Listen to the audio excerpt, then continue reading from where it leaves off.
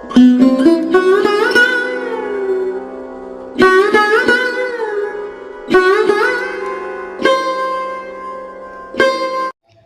कृष्णा, राधे राधे दोस्तों। स्वागत है आप सभी का मेरे YouTube चैनल में। आप सभी माताएं बहनें आज हमारे YouTube चैनल पे श्रवण कीजिएगा गर्भ कथा। अगर ये कथाएं अच्छी लगेगी तो वीडियो को लाइक कीजिएगा और चैनल पे नए हैं तो चैनल को सब्सक्राइब करके बेल आइकन को ऑन कर लीजिएगा ताकि ऐसे ही गर्भ कथा के वीडियो के नोटिफिकेशन आप सभी के पास सबसे पहले पहुँचे।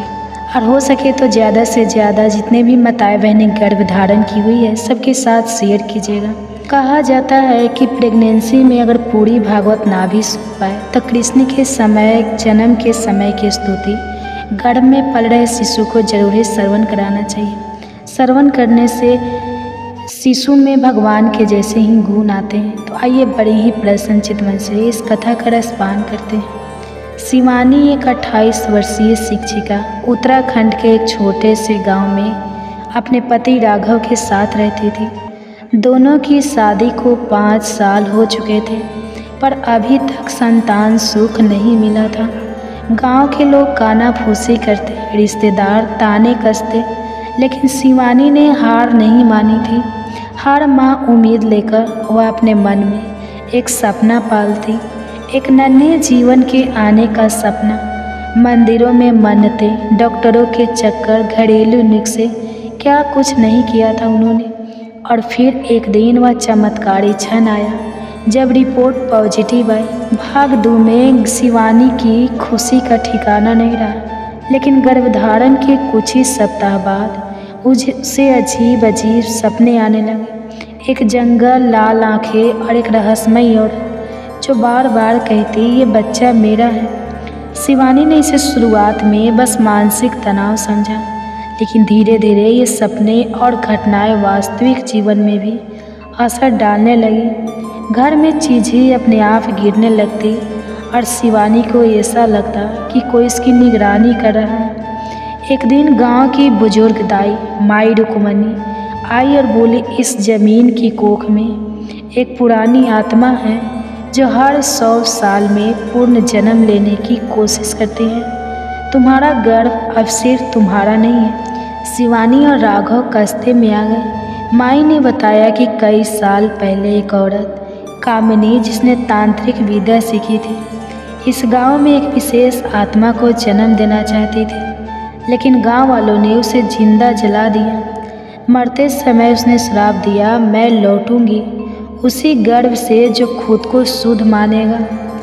अब शिवानी को अपने अजन्मे बच्चे की रक्षा करनी थी। उसने माई से तंत्र मंत्र सीखा, खुद को मानसिक और आत्मिक रूप से मजबूत किया। पर जब 9वां महीना आया तो आत्मा ने अपना अंतिम प्रयास किया। एक रात बिजली, तूफान और एक तांत्रिक अनुष्ठान के बीच शिवानी को अपने गर्भ और आत्मा के बीच चुनाव करना था।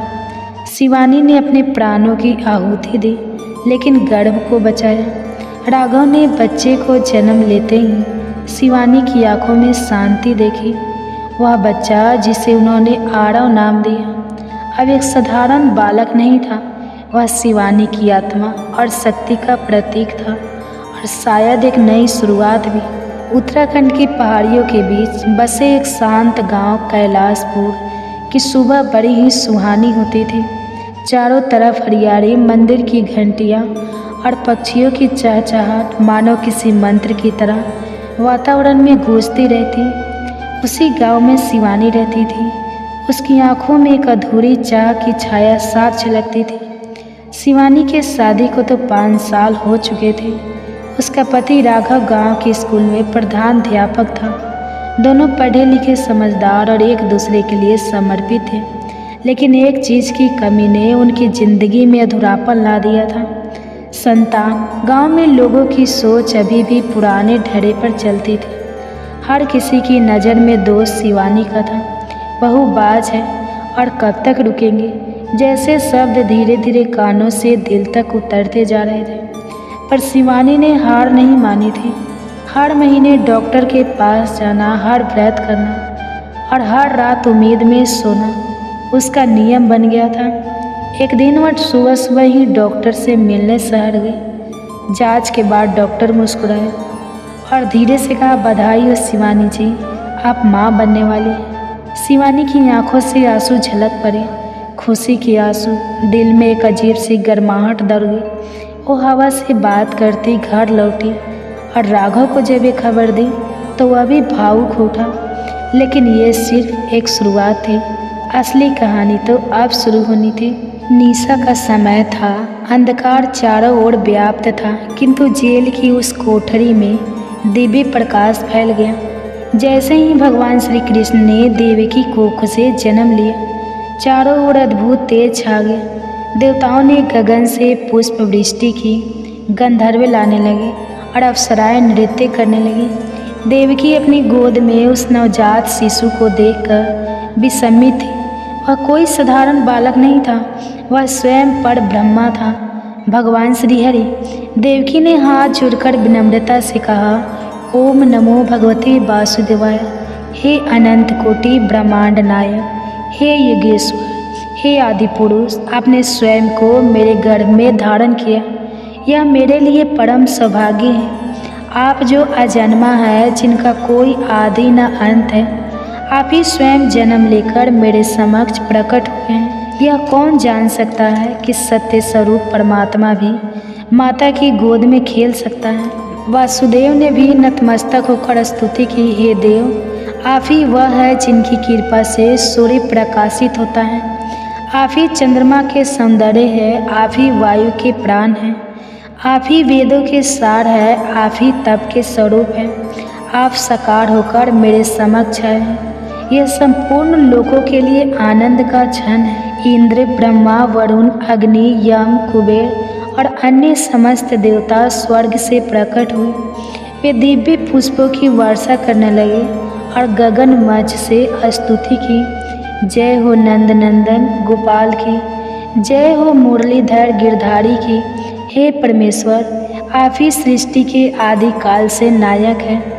जब जब धर्म की हानि होती है, आप अधर्म का विनाश करने अवतार लेते हैं।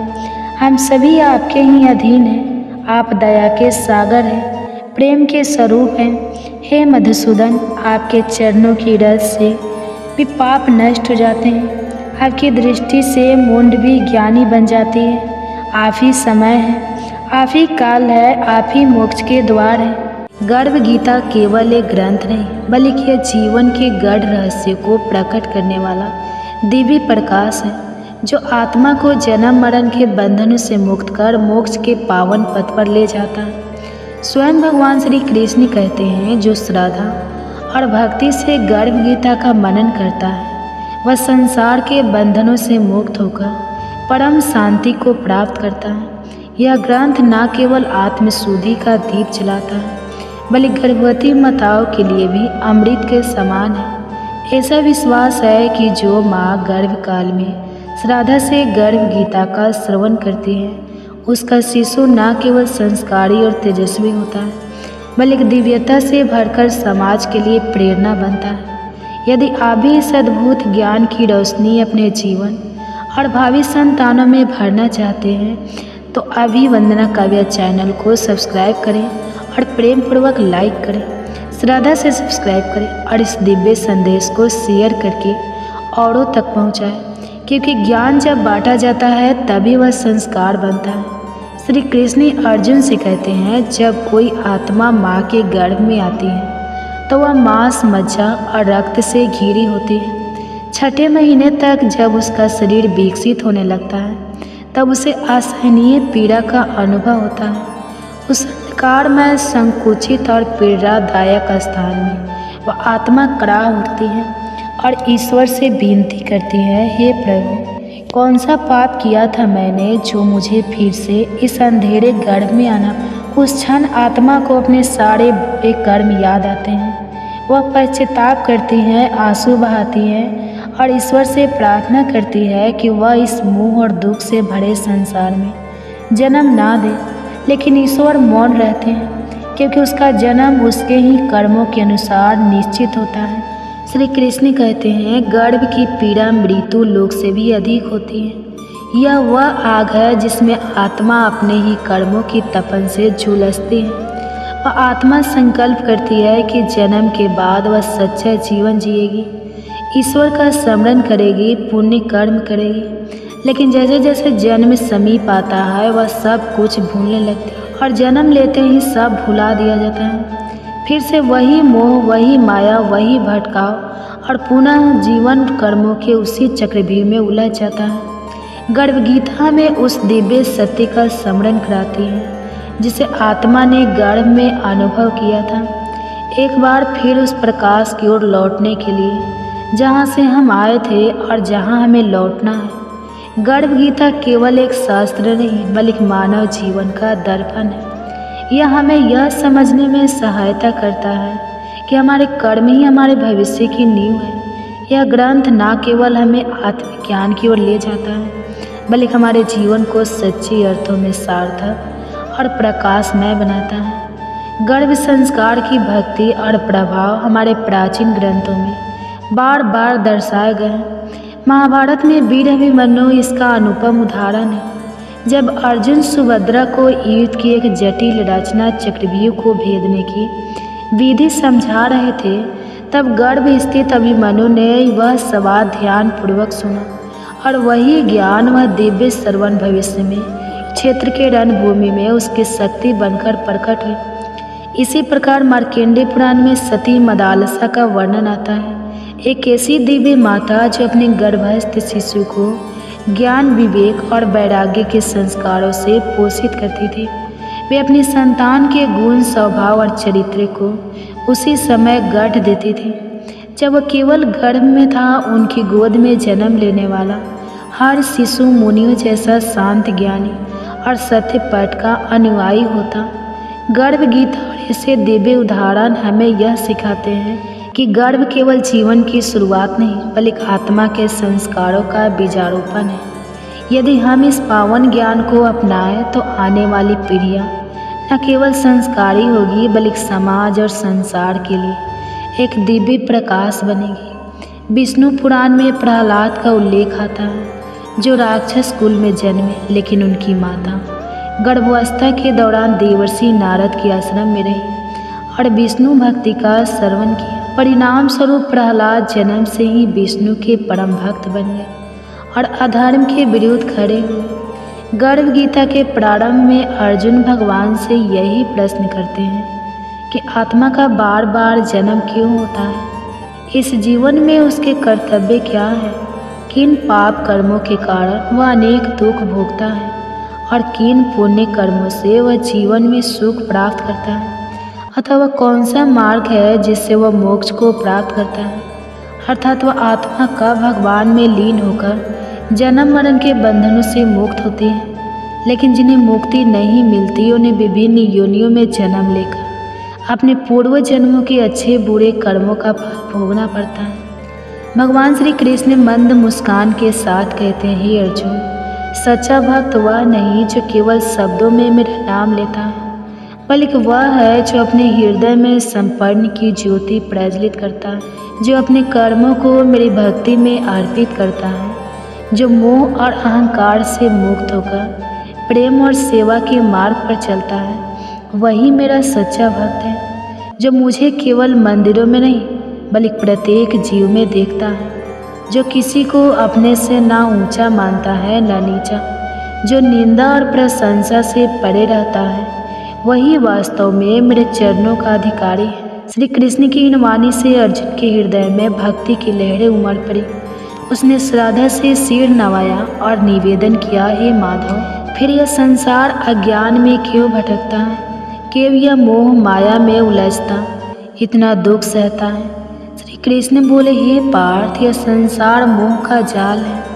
मनुष्य अपने ही कर्मों में उलझकर जन्म और मरण के चक्र में फंस जाता है। जिसे वह सुख मानता है वही अंतर दुख का कारण बनता है। जिस दिन यह समझ जाएगा कि ना कुछ उसका था और ना कुछ उसका रहेगा, बस वही क्षण उसके मोक्ष की ओर पहला कदम होगा। श्री कृष्ण के इन वचनों ने अर्जुन के अंतःकरण को शुद्ध कर दिया। वह समझ गया कि संसार में सच्ची शांति केवल ईश्वर की शरण में जाकर अहंकार और माया का त्याग करने से ही संभव है। यह सुनकर अर्जुन गहन चिंतन में डूब गया। उसे भली भांति ज्ञात हो गया कि मनुष्य का भाग केवल उसके ही कर्मों की परिणति है। वह आगे बोला, हे केशव, यदि कर्म ही सब कुछ तय करते हैं तो क्या मनुष्य अपने कर्म बदलकर अपना भाग्य भी बदल सकता है? श्री कृष्ण ने स्नेहपूर्वक उत्तर दिया, हे पार्थ, निस्संदेह मनुष्य अपने सत्कर्मों के द्वारा अपने मनुष्य भविष्य को रूपांतरित कर सकता है। जैसे कोई अंधकार से प्रकाश की ओर बढ़ता है, वैसे ही कोई अपने दुष्कर्मों को त्याग कर पुण्य के पथ पर अग्रसर हो सकता है। जो अपने कर्म सुधार लेता है वही अपने जीवन में सुख और शांति प्राप्त करता है। अर्जुन की जिज्ञासा और भी प्रबल हो उठी। उन्होंने निवेदन किया, हे प्रभु, वह कौन सा कर्म है जो मनुष्य को सबसे उच्च स्थिति तक पहुंचा देता है, और वह कौन सा पाप है जिसके कारण उसे नरक की यातनाएं सहनी पड़ती हैं? श्री कृष्ण बोले, हे धनंजय, जो व्यक्ति परोपकार करता है, दूसरे के दुख हरता है, अपनी संपत्ति का उपयोग जन कल्याण में करता है और कभी असत्य, छल या अन्याय का मार्ग नहीं अपनाता, वह ऊंच लोकों को प्राप्त करता है और अतः मोक्ष को प्राप्त करता है। परंतु जो व्यक्ति लोभ, अधर्म और अन्याय में डूबा रहता है, जो दूसरे की संपत्ति हड़पता है और जो झूठ तथा कपट के सहारे अपनी इच्छाएं पूरी करता है, वो अपने पापों के कारण नरक की यातनाएं भोगता है। श्री कृष्ण के इन वचनों ने अर्जुन के अंदर को आलोकित कर दिया। वे भाव विभोर होकर बोले, हे माधव, अब मैं जान गया कि जीवन का सबसे बड़ा धर्म सत्य, सेवा और धर्म का पालन है।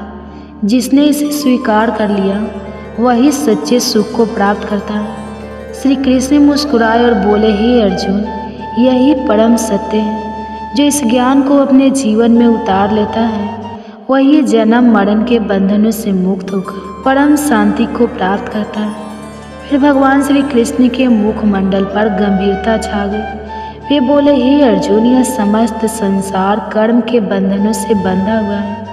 हर जीव अपने पूर्व जन्मों के कर्मों का ही फल भोगता है। अर्जुन की जिज्ञासा और भी बढ़ गई। उन्होंने पूछा, हे प्रभु, रक्त विकार उत्पन्न होने का क्या कारण होता है? भगवान श्री कृष्ण ने उत्तर दिया, हे पार्थ, जो पुरुष प्राय स्त्रियों के साथ कपट करता है, जो अपने सुख और संपत्ति के लिए दूसरों का अपमान करता है, और अगले जन्म में रक्त विकार जैसी पीड़ाओं से ग्रस्त होता है। अर्जुन ने पुनः पूछा, हे माधव, कोई व्यक्ति निर्धन क्यों जन्म लेता है? श्री कृष्ण बोले, हे अर्जुन, जो मनुष्य कभी भी दान नहीं करता, जो अपने धन को केवल अपनी सुख सुविधा में लगाता है और किसी भी सहायता नहीं करता, वह अगले जन्म में निर्धनता का जीवन पाता है। उसका भाग्य उसे दरिद्रता की ओर ले जाता है। अर्जुन का मन व्याकुल हो उठा। उन्होंने आगे प्रश्न किया, हे केशव, खंड, वायु, लकवा किस पाप का फल होता है? श्री कृष्ण ने उत्तर दिया, हे धनंजय, जो व्यक्ति अपने माता पिता का अपमान करता है, उनका तिरस्कार करता है और उनकी सेवा नहीं करता, उसे अगले जन्म में खंड, वायु का दंड भोगना पड़ता है। अर्जुन की आंखों में श्रद्धा छलकने लगी। उन्होंने फिर पूछा, हे प्रभु, कोई जन्म से अंधा या अपाहिज क्यों होता है? भगवान श्री कृष्ण बोले, हे अर्जुन, जो व्यक्ति जीवन में अन्याय करता है, जो किसी निर्देश के नेत्रों में आंसू लाता है, जो किसी की टांगें तोड़ने या उसे अपाहिज बनाने का अपराध करता है, वह अगले जन्म में स्वयं अंधवंतर या अपांगता का कष्ट झेलता है। अर्जुन का हृदय पीड़ा से भर उठा। वे बोले, हे प्रभु, कुछ स्त्रियां बाल विधवा क्यों होती हैं? श्री कृष्ण उत्तर देने लगे, हे अर्जुन, जो स्त्रियां अपने पति के साथ छल करती हैं, जो अपने जीवन को झूठ और कपट से चलाती हैं, वे अगले जन्म में बाल विधवा बनती हैं। ऐसे कर्म उन्हें दुख और पीड़ा के पथ पर ले जाते हैं। अर्जुन ने एक लंबी सांस ली और पूछा, हे माधव, यदि कर्म ही सर्वश्रेष्ठ है तो क्या मनुष्य अपने कर्मों को बदलकर अपने भविष्य को भी बदल सकता है? श्री कृष्ण मुस्कुराए और बोले, हे पार्थ, निसंदेह जो व्यक्ति अपने कर्मों को सुधार लेता है, जो सत्य, धर्म और सेवा के मार्ग पर चलता है, वह अपने जीवन को उज्जवल बना सकता है। इस संसार में एक ही अपरिवर्तनीय सत्य है, कर्म जो जैसा करता है वैसा ही फल प्राप्त करता है। अर्जुन ने हाथ जोड़ते हुए कहा, हे प्रभु, आपने जो ज्ञान दिया उसने मेरे अंतःकरण को शांति से भर दिया है। अब मैं जान गया हूँ कि जीवन में सबसे बड़ा धर्म सत्य, भक्ति और सेवा है। भगवान श्री कृष्ण मुस्कुराए और बोले, हे अर्जुन, जो इस ज्ञान को अपने जीवन में उतारेगा वह जन्म मरण के बंधन से मुक्त होकर परम शांति को प्राप्त करेगा। फिर श्री कृष्ण ने अर्जुन की ओर करुणा भरी दृष्टि डालते हुए कहा, हे पार्थ, निसंदेह मन अत्यंत चंचल और बलशाली है। यह उन्मत्त हाथी के समान है जो बिना लगाम के विपरीत दिशाओं में दौड़ता रहता है, परंतु हे अर्जुन, इसे संयम और निरंतर अभ्यास से नियंत्रित किया जा सकता है। अर्जुन ने एक लंबी सांस ली और पूछा, हे माधव, यह अभ्यास और संयम कैसे किया जाए? क्या कोई सरल मार्ग है जिससे मन को वश में किया जा सके? श्री कृष्ण ने मधुर मुस्कान के साथ उत्तर दिया, हे धनंजय, आप सभी के गर्भ में पल रहे शिशु पर कान्हा जी का आशीर्वाद सदैव बनी रहे। आज आप हमारे चैनल पे श्रवण करेंगे गर्भ कथा।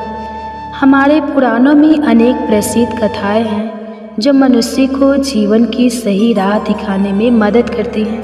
आज ऐसे ही एक संपूर्ण कथा आपको सुनाने जा रही हूँ, जिसे गर्भ में संतान सुनकर अनेक शिक्षाओं के साथ प्रसन्नता तो पाएंगे ही, साथ ही माताएं समझ पाएगी कि गर्भकाल की शिक्षा का कितना अधिक महत्व होता है। तो आइए प्रारंभ करते हैं। उससे पहले हम कथा प्रारंभ करें, आप कथाओं में खो जाए उससे पहले माताओं बहनें, आपसे अनुरोध है कि वीडियो अच्छी लगेगी तो वीडियो को लाइक कीजिएगा और चैनल पे नए हैं तो चैनल को सब्सक्राइब करके बेल आइकन को ऑन कर लीजिएगा, ताकि ऐसे ही गर्भ कथा का नोटिफिकेशन आप सबके पास सबसे पहले पहुँचे। और हो सके तो ज़्यादा से ज़्यादा शेयर कीजिएगा, और वीडियो अच्छी लगेगी तो कमेंट्स में हरे कृष्णा राधे राधे जरूर लिखिएगा।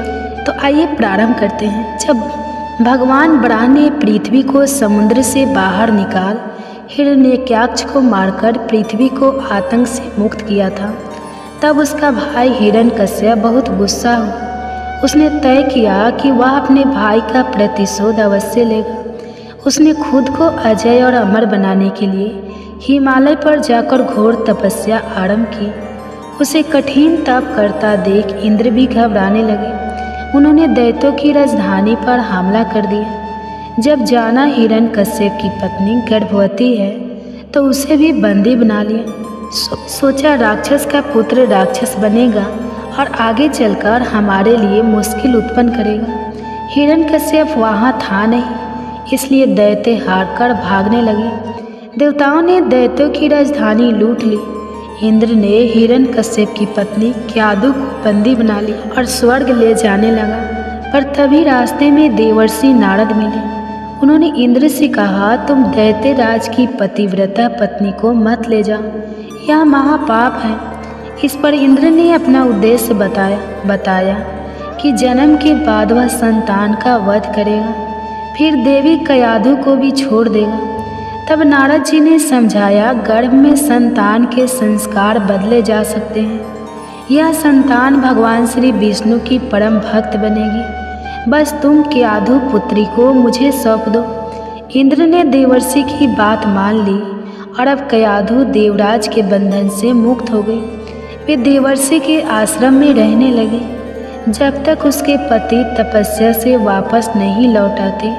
उसके लिए और कोई सुरक्षित जगह थी भी नहीं। देवर्षि उसे अपनी पुत्री की तरह मानते। गर्भस्थ संतान को भागवत भक्ति का उपदेश देते।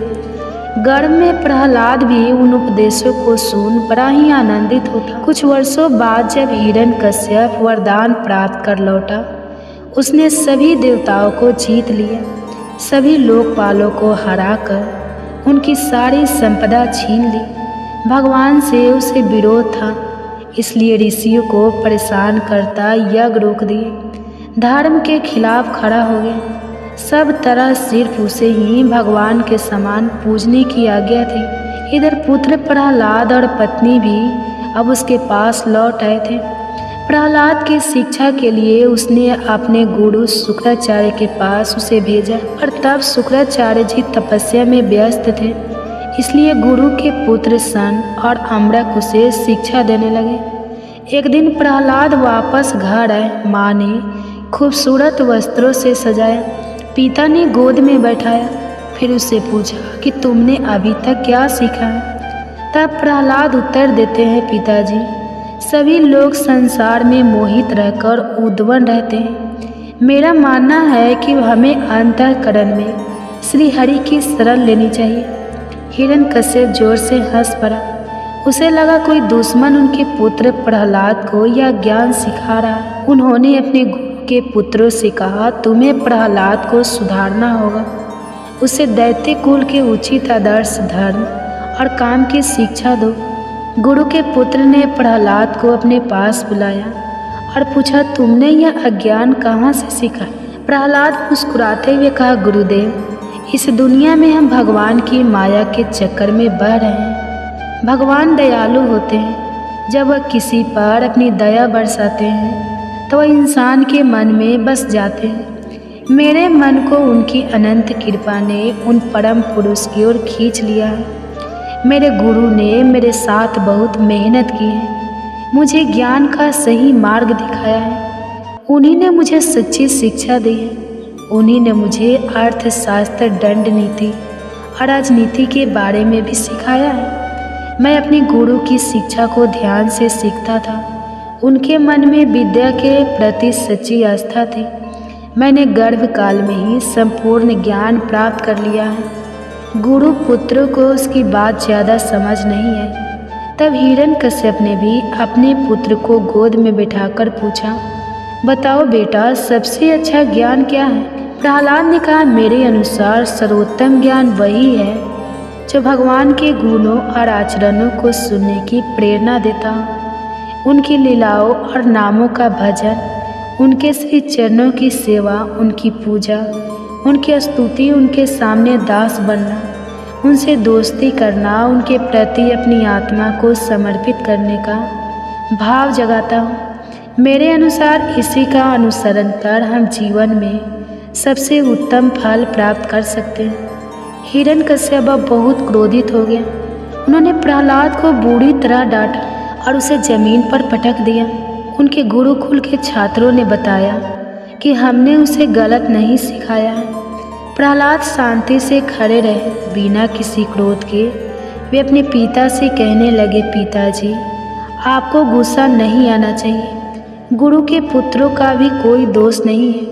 वे विषयों की वस्तुओं को बार बार उपभोग करके उन्हीं में लगे रहते हैं, पर मैं सच्चे ज्ञान को जानता हूँ। आज वह नन्हा सा बच्चा त्रिभुवन विजय दैत्यराज हिरण्यकश्यप के सामने बिना डरे खड़ा था और पिता की रुचि के विपरीत यह सब कहे जा रहा था। दैत्यराज के गुस्से का अब कोई पार नहीं था। उसने अपने क्रूर सभासदों को आदेश दिया, जाओ तुरंत इस दुष्ट बच्चे को मार डालो। दैत्य बच्चे पर हमला करने के लिए तलवार, त्रिशूल, अन्य शास्त्रों को लेकर चिल्लाते हुए उस बालक पर टूट पड़े, पर प्रहलाद निर्भय खड़े रहे। उन्हें सब जगह उन्हें दयालु प्रभु ही दिखाई देते थे। उन्हें किसी का भी डर नहीं था। असुरों ने बड़े ताकतवर अस्त्र शस्त्रों से बार बार हमला किया, लेकिन प्रहलाद को खरोच तक नहीं आई। उसके शरीर को छूते ही हथियार टुकड़े टुकड़े हो जाते। हिरण्यकश्यप को बहुत हैरानी हुई। उसने तय कर लिया कि वह प्रहलाद को अब जिंदा नहीं छोड़ेगा।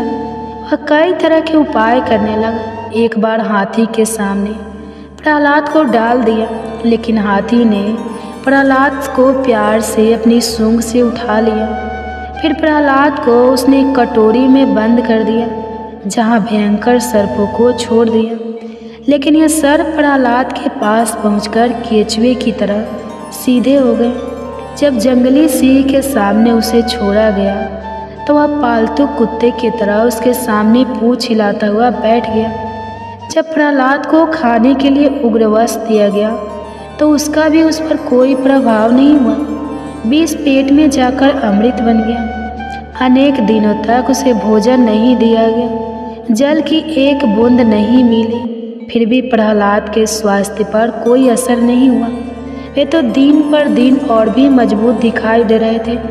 उन्हें ऊंचे पर्वत से गिराया गया, पत्थरों के साथ बांधकर समुद्र में फेंक दिया गया, पर हर बार वे भगवान का नाम गुणगान करते हुए वापस लौटे। इतना सब होने पर हिरण्यकश्यप की बहन होलिका ने कहा, भैया मैंने तप करके एक विशेष वस्त्र पाए हैं। वे वस्त्र अग्नि में नहीं जलते, इसलिए मैं उन वस्त्रों को पहनकर प्रहलाद की गोद में लेकर अग्नि में बैठ जाऊंगी। तब देखते ही कौन सी माया उसे बचा पाएगी। हिरण्यकश्यप को प्रस्ताव पसंद आया और ऐसे ही व्यवस्था की गई, परंतु भगवान की लीला यहाँ भी सबने देखी। होलिका का वस्त्र उड़ गया और वह जलकर खाक हो गई। वही प्रहलाद का बाल भी बांका नहीं हुआ। उसने पुनः अपने पिता को समझाया, भगवान से नफरत करना बंद करो, भगवान नाम का प्रभाव देखो कि अग्नि भी मुझे शीतल लगती है। अभी भगवान श्री हरि का नाम लो और संसार के सारे तपों से मुक्त हो जाओ। राक्षस राजा हिरण्यकश्यप के साथ कई राक्षसों ने उसे माया के साथ डराने के अनेक प्रयोग किए, लेकिन प्रहलाद के सामने माया की भी एक नहीं चलती। जैसे ही वे अपनी आंखें उठाते, मायावी दृश्य समाप्त हो जाते। हिरण्यकश्यप अति क्रोध में भरकर प्रहलाद को सभा में बुलाते हैं और गुस्से में पूछते हैं, कहाँ है तेरा भगवान? क्या तुम इसे खंभे में भी देखते हो? तब प्रहलाद ने कहा, हाँ पिताजी, मैं उन्हें यहाँ भी देखता हूँ। तब क्रोध में सिंहासन से उठकर उसने बड़े जोर से खंभे को एक घूंसा मारा। उस खंभे में से एक महाभयंकर दहाड़ उठी, जैसे सारा ब्रह्मांड फट गया हो। सभी लोग भयभीत हो गए। हिरण्यकश्यप भी इधर उधर देखने लगा। उसने देखा खंभा बीच से फट गया है और वहाँ से मनुष्य के शरीर और सिंह के मुख की अद्भुत भयंकर आकृति प्रकट हो रही है। भगवान नरसिंह बहुत तेजी से आगे बढ़ रहे थे और वे गरजने लगे। उन्होंने दैत्य राजा हिरण्यकश्यप को पकड़ लिया और जिस दैत्यराज के पास वरदान था कि वह किसी भी घर के अंदर या बाहर, दिन में न रात में, धरती पर या आसमान में किसी भी प्राणी, किसी भी हथियार, किसी भी मनुष्य, पशु, किसी भी जीवित निर्जीव प्राणी से नहीं मरेगा। किसी भी अस्त्र शस्त्र का प्रभाव उस पर नहीं होगा। उसे भगवान ने अपनी जंघ पर रखकर अपने नाखूनों से उसका पेट फाड़ दिया। दैत्यराज हिरण्यकश्यप का अंत हुआ, लेकिन भगवान नरसिंह का क्रोध अभी शांत नहीं हुआ। वे बार बार गरज रहे थे। इसके बाद ब्रह्मा, शंकर और अन्य देवता उनकी स्तुति करने लगे। माँ लक्ष्मी भी भगवान के विकराल क्रोधित रूप को देखकर बहुत डर गई। उनकी हिम्मत नहीं हुई कि वह उनके पास जाए। आखिर ब्रह्मा जी ने प्रहलाद को भगवान नरसिंह को शांत करने के लिए इशारा किया। तब प्रहलाद निर्भय होकर भगवान के पास गए और उनके चरणों में गिर गए। भगवान ने स्नेह से उन्हें उठा लिया, अपनी गोद में बैठा लिया। वे बार बार प्रहलाद को चाटते हुए कहने लगे, बेटा प्रहलाद, मुझे माफ़ कर दो, मुझे आने में बहुत देर हो गई, तुम्हें बहुत कष्ट सहना पड़ा, मुझे क्षमा कर दो। प्रहलाद का गला भर आया। आज त्रिभुवन के स्वामी उनके सिर पर अपना आशीर्वाद देकर उन्हें प्यार से छू रहे थे। प्रहलाद जी धीरे धीरे खड़े हुए। उन्होंने अपने हाथ जोड़कर भगवान की प्रशंसा की, बड़े भक्ति भाव से भगवान की महिमा गाई। आखिरकार भगवान ने उनसे एक वरदान मांगने के लिए कहा। प्रहलाद ने कहा, प्रभु आप वरदान देने की बात करके मेरी परीक्षा क्यों लेते हैं? वह जो अपने स्वामी की सेवा का पुरस्कार चाहता है वह तो व्यापार है, मैं तो सिर्फ सेवक हूँ आपका। मुझे किसी भी प्रकार की कोई भी पुरस्कार की इच्छा तक नहीं। मेरे नाथ, आपसे मेरी यही विनती है कि आप मुझे शुद्ध आशीर्वाद दें। मेरे दिल में कभी कोई इच्छा उठे ही ना, ऐसी आप कृपा करें। तभी भगवान के अनेक बार आग्रह पर प्रहलाद ने कहा, प्रभु मेरे पिता आपकी भक्ति नहीं करते थे, वे आपकी निंदा करते थे, उन्हें आप इस पाप से मुक्त कर दीजिए। तब भगवान ने कहा, प्रहलाद, जिस परिवार में मेरा भक्त होता है वह पूरे परिवार को पवित्र बना देता है। उनकी 21 पीढ़ियाँ मुक्त हो जाती हैं। मेरे भक्त का जन्म होने वाले स्थान को धन्य माना जाता है। वह स्थान पृथ्वी पर तीर्थ की तरह पूजा जाता है। इस प्रकार प्रहलाद भगवान के आशीर्वाद से कृतार्थ हुए। वास्तव में भगवान के अनन्य भक्तों में प्रहलाद का नाम सर्वोपरि माना जाता है। बाल्यकाल भक्ति में भी ध्रुव से ऊपर माना जाता है, क्योंकि ध्रुव की इच्छा थी कि वे भगवान की गोद में, पर प्रहलाद की कभी कोई इच्छा नहीं थी। मेरे बच्चे, आशा है यह कथा तुम में भी भगवान के प्रति सच्ची आस्था और भक्ति के गुण को बढ़ाएगी। तुम अपने जीवन को एक उद्देश्यपूर्ण और सार्थक रूप से जी पाओगे। यही तुम्हारी माँ की मंगल कामना है। चलो अब तुम आराम करो। आज के लिए इतना ही। ओम शांति शांति शांति। नमो नमः।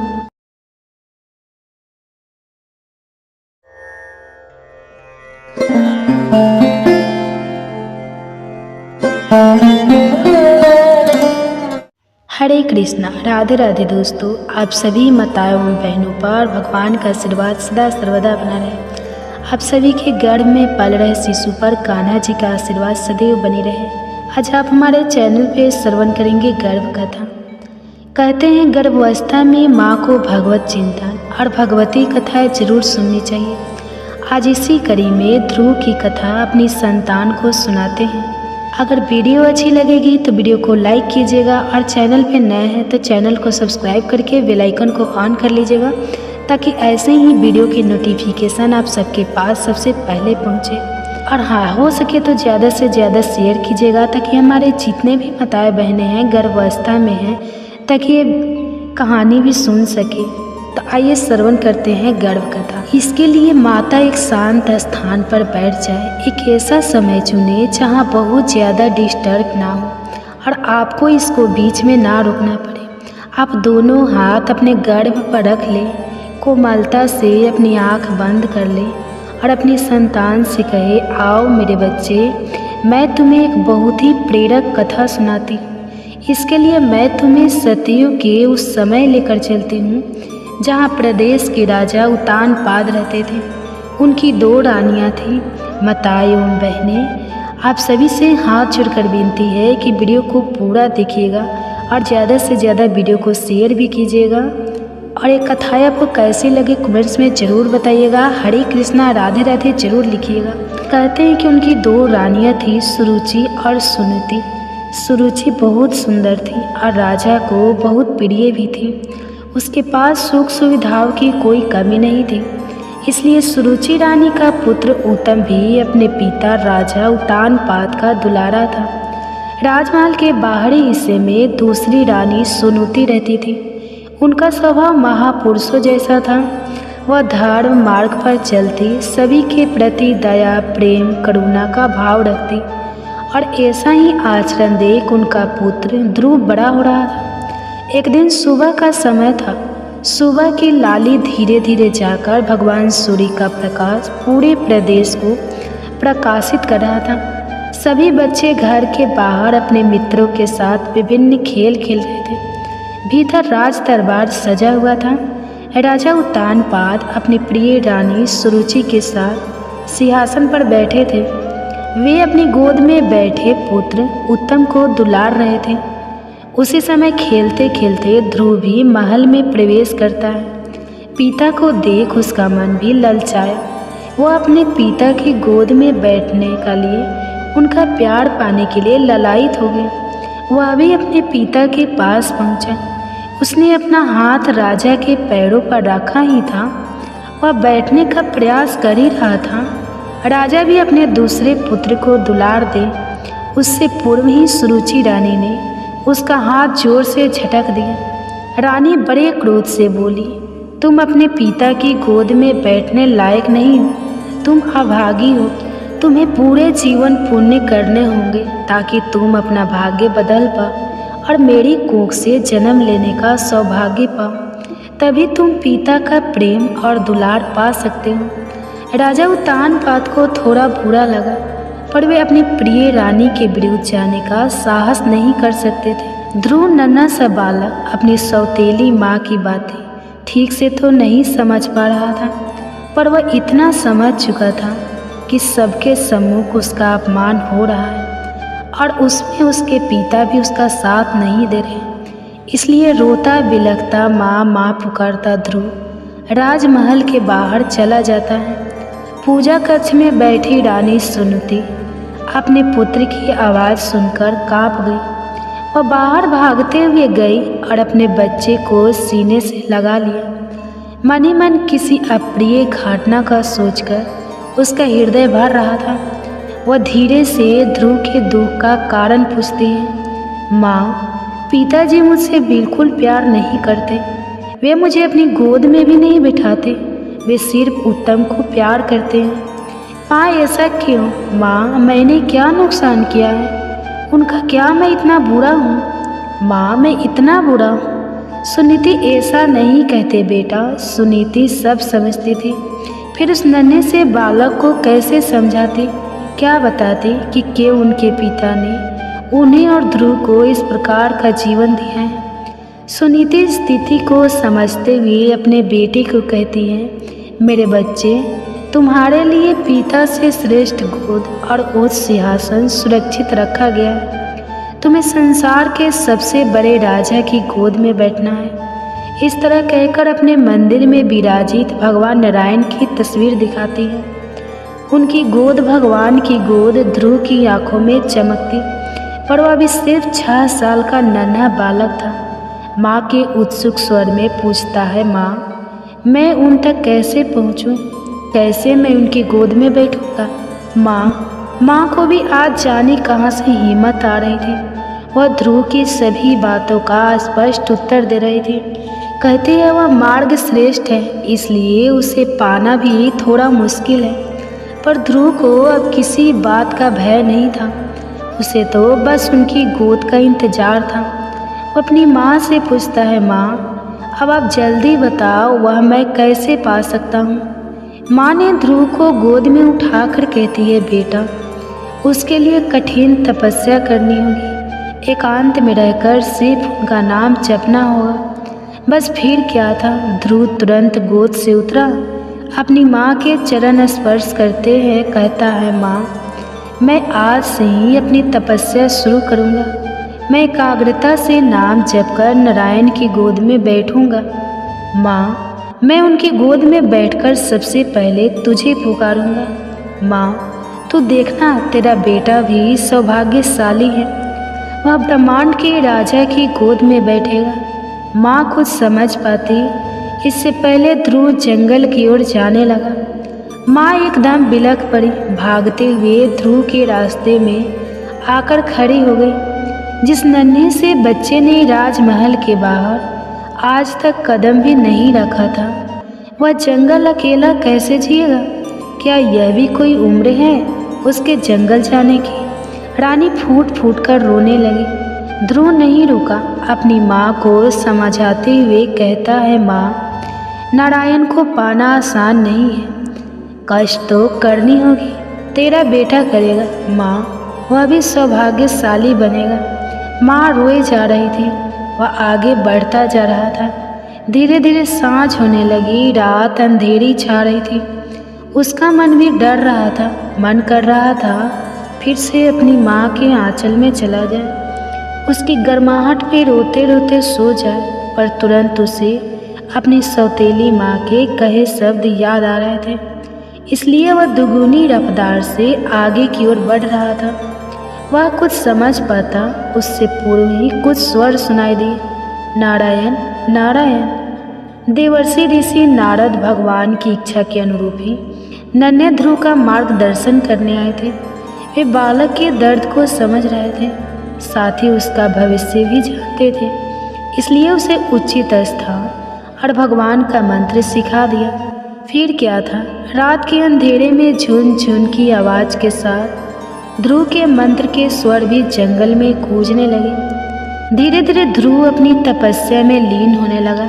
इधर राज दरबार में यह बात आग की तरह फैल गई। हर किसी ने दबी आवाज़ से राजा उत्तानपाद और सुरुचि की निंदा की। राजा उत्तानपाद की भी आंखें अब खुल गई थी। उन्हें अपने मासूम से बेटे का चेहरा ही नजर आ रहा था। उसका हुआ चेहरा देखकर वे भी अंदर से काँप रहे थे। उन्हें लग रहा था कि वास्तव में वे कैसा भयंकर पाप कर बैठे हैं। इधर सुनीति का रो रो कर बुरा हाल था। उसका आखिर राजमहल में अपने पुत्र के अलावा और था ही कौन। वह उसे बार बार याद कर बस रोती जा रहे थे। राजा भी अब अपनी गलती को मानकर ध्रुव को मनाने के लिए जंगल की ओर निकल रहे थे, पर तभी उन्हें पूंजी मिल गए जिन्होंने राजा को रोक दिया। आपका पुत्र कोई साधारण पुत्र नहीं है, वह तेजस्वी बालक सचमुच नारायण की गोद में विराजेगा। आपके और आपके राज्य की कीर्ति को संपूर्ण ब्रह्मांड में फैलाएगा। उसका जन्म इसी हेतु हुआ है। इसलिए हे राजन, आप शक ना करें, बल्कि निश्चिंत रहें, वह जल्दी ही आप सभी के पास लौट आएगा। इधर ध्रुव अपनी तपस्या में लीन था। जंगली जानवरों की आवाज़, उनके सताने का भय आसपास हमेशा बना रहता। कभी बंदरी के समीप उसके बच्चे को लिपटा देखता तो उसका मन भी भरता, पर वह किसी भी कीमत पर लौट जाना नहीं चाहता था। 6 साल के बच्चे का ऐसा दृढ़ निश्चय कि अनेक प्रलोभन, अनेक भय दिखाने पर भी वह नारायण जब से अलग नहीं हुआ। 6 महीने से अकेला ना बालक तपस्या कर रहा था, और उसकी चाह भी थी तो क्या, बस एक बार नारायण की गोद में बैठना है। इसे देखकर भगवान भी अधिक समय तक उससे दूर नहीं रह पाए। वे ध्रुव के समीप पहुंचकर प्यार से उसके सर पर हाथ रखते हैं। ध्रुव अपनी आंखें खोलता है। उसे विश्वास नहीं होता कि उसके सम्मुख कौन खड़ा है। चतुर्भुज रूप में नारायण वह बार बार आंखें बंद करता खोलता, खुद को चिमटी काटता। वह सोच ही नहीं पा रहा था कि यह क्या हो रहा है। उसके साथ भगवान उसकी मासूमियत को देखकर मुस्कुराते हैं, उसे तुरंत उठाकर अपनी गोद में बैठा लेते हैं, मानो अब तो धरती आकाश सब फूल बरसा रहे हों। जंगल की प्रत्येक कली फूल बनकर उस पर गिर जाना चाहती हूँ। प्रकृति खुशी से घूमना चाहती हूँ। सारे पंछी खुशी से गाने लगे हों। हवाएं मधुर स्वर में बांधे यंत्र बजा रही हूँ। पूरे वातावरण में एक अद्भुत सा आनंद छा गया। ध्रुव की आंखें खुशी से टिमटिमाने लगी। वह धीरे से प्रभु से कहता है, प्रभु, अब कोई मुझे और मेरी माँ को अभागा नहीं कहेगा ना? भगवान ने अपने दोनों हाथ कसकर ध्रुव को समेट लिया। नहीं बेटा, तुम ब्रह्मांड में वह स्थान पाओगे जिसके आगे देवी देवता सप्तऋषि भी पराक्रमा करेंगे। प्रलय काल में भी तुम सुरक्षित रहोगे। तुम्हारी कीर्ति अनंत जन्मों तक फैली रहेगी। हर मनुष्य तुम जैसी संतान की प्राप्ति करना चाहेगा। तुम और तुम्हारी माँ श्रेष्ठ गति को पाओगे। ध्रुव अपने हाथ जोड़ प्रभु को नमन करता है। आज की कथा को यहीं समाप्त करती हूँ। सभी को प्रणाम। जय श्री कृष्णा। बहुत बहुत धन्यवाद।